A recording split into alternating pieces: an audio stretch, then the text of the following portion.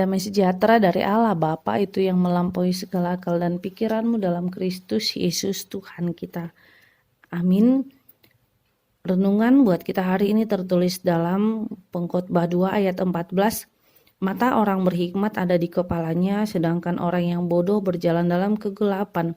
Tetapi aku tahu juga bahwa nasib yang sama menimpa mereka semua. Demikianlah firman Tuhan. Mata pasti letaknya di wajah kita atau di depan. Ketika mata letaknya di kepala, berarti ada sesuatu hal yang harus diperbaiki. Kenapa Salomo mengatakan mata orang berhikmat ada di kepalanya? Karena Salomo melihat ketika manusia hanya mengandalkan pikirannya, ketika manusia hanya melihat yang mereka tahu, ketika manusia hanya melihat sekelilingnya, itu adalah menjadi kebodohan bagi manusia itu, di mana dia tidak dapat membuka diri kepada hal-hal yang baru, membuka diri kepada sesamanya, membuka diri di tempat yang baru di mana dia bekerja.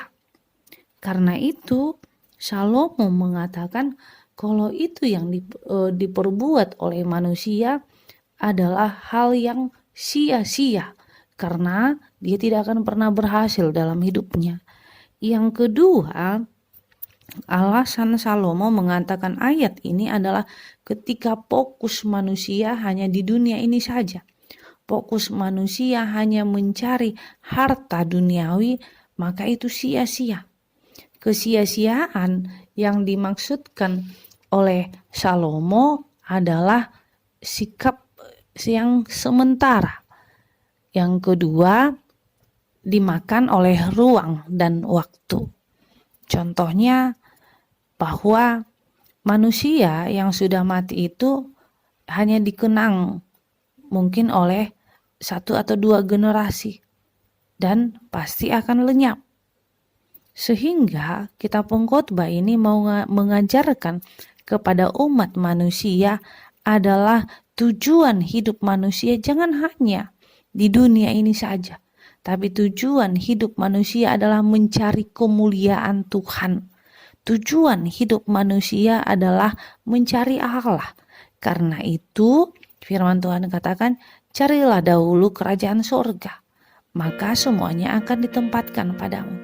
Artinya ketika kita mencari Allah, mencari kehendak Allah, dan mampu menemukan Allah dalam setiap hidup kita, mampu menemukan Allah dalam setiap pekerjaan kita, menemukan Allah dalam setiap pergumulan kita, karena pergumulan itu juga mendatangkan kebaikan buat kita. Pekerjaan yang berat itu juga mendatangkan kebaikan buat kita. Karena itu firman Tuhan mau katakan kepada kita, sekalipun suasana masih PPKM sekarang dan akan ada nanti berita yang baru, tapi kita ingatlah bahwa dengan mencari Tuhan, dengan datang kepada Tuhan, Tuhan pasti akan melegakan kita, akan memberikan kekuatan dan membimbing kita ke air yang tenang. Amin. Kita bersatu dalam doa.